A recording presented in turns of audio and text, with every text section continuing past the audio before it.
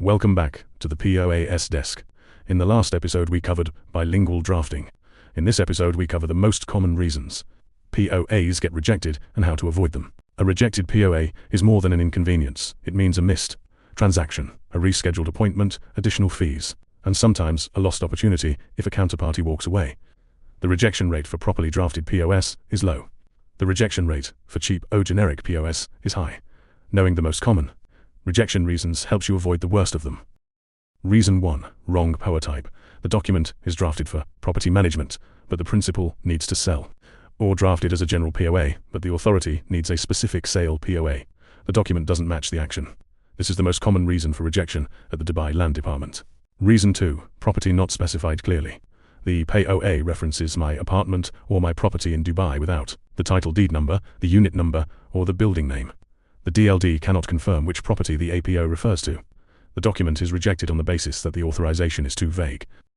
Reason 3. Principal's name does not match the title deed. The title deed shows Mohammed Al-Mat Al-Manshuri. The POA shows Mohammed Al-Manshuri. Spelling variations matter. The DLD's system cannot confirm the identity match. The POA is rejected.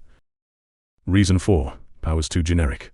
The POA says to handle my property matters without specifying signing authority, sale authorization, NOC handling, or trustee attendance. The receiving authority looks for specific powers and finds vague language. The POA is rejected. Reason 5. Translation errors. The English version says one thing. The Arabic version says something subtly different. A specific power is omitted in the Arabic. A term is translated inaccurately. The Arabic is the binding version, so the document is read as the Arabic says, which may not authorize the action being attempted. Reason 6. Expired or no validity, period. The POA has a stated expiry date that has passed, or the POA has no expiry date and the receiving authority deems it expired after a certain time. Some authorities apply default validity if none is stated. The document needs to be reissued. Reason 7. Incomplete attestation chain for overseas POAs. The POA was notarized in the home country, but not legalized through the Foreign Affairs Ministry, or legalized but not embassy-tasted, or attested but not registered at the UAE MOFA. Any missing step makes the document invalid. Reason 8. Self-dealing. The POA names a party who has a conflict of interest. The buyer is named as the seller's attorney. A real estate agent involved in the transaction is named. The conflict is identified at the notary or by the receiving authority, and the POA is rejected. Reason 9. Notary not authorized.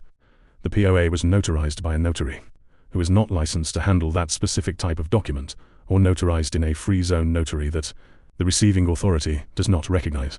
The form may look right, but the source is not accepted. Reason 10. Corporate authorization chain incomplete.